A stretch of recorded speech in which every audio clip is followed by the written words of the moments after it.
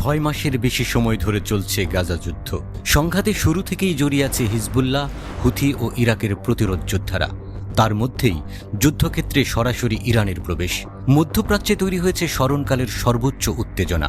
এমন পরিস্থিতির মাঝেই যুক্তরাষ্ট্র ইসরায়েলকে $1 বিলিয়ন অস্ত্র দিচ্ছে। শুক্রবার তুর্কি আনাদোলু এজেন্সির এক প্রতিবেদনে বলা হয়েছে, মধ্যপ্রাচ্যে ক্রমবর্ধমান উত্তেজনার মধ্যে ট্যাঙ্ক, গোলাবারুদ, সামরিক যান এবং মর্টার রাউন্ড সহ ইসরায়েলের জন্য আমেরিকা $1 বিলিয়নেরও বেশি নতুন অস্ত্রের চুক্তি বিবেচনা করছে।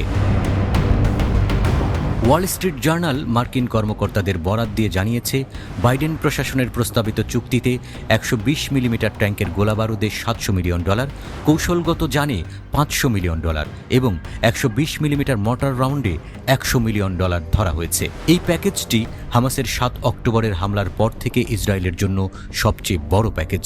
এই অস্ত্র বিক্রির জন্য মার্কিন কংগ্রেসের অনুমোদনের প্রয়োজন হবে এবং এটি সরবরাহ করতে কয়েক মাস বা বছর লাগতে পারে। গাজায় ইসরায়েলি আগ্রাসনে নিহত হয়েছে 34,000-এর বেশি ফিলিস্তিনি, যাদের বেশিরভাগই নারী ও শিশু।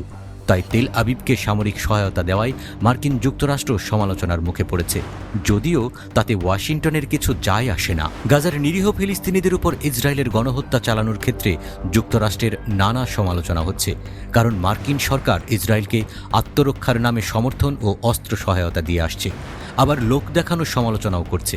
কিন্তু সব মিলিয়ে ফিলিস্তিন ইস্যুতে যুক্তরাষ্ট্রের ভূমিকায় ক্ষুব্ধ বিশ্বের অনেক দেশই।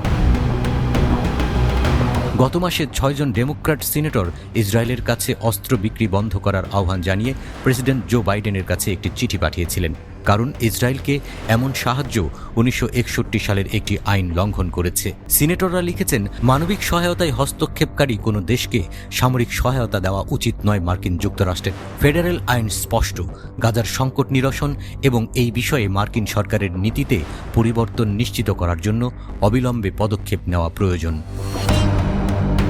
মার্কিন প্রেসিডেন্ট বাইডেনের সই করা 8 ফেব্রুয়ারির একটি স্মারকলিপিতে বলা হয়, মার্কিন সামরিক সহায়তা পাওয়া দেশগুলোকে ওয়াশিংটনকে বিশ্বাসযোগ্য এবং নির্ভরযোগ্য লিখিত আশ্বাস দিতে হবে যে অস্ত্রগুলো আন্তর্জাতিক মানবাধিকার আইন এবং আন্তর্জাতিক মানবিক আইন মেনে ব্যবহার করা হবে।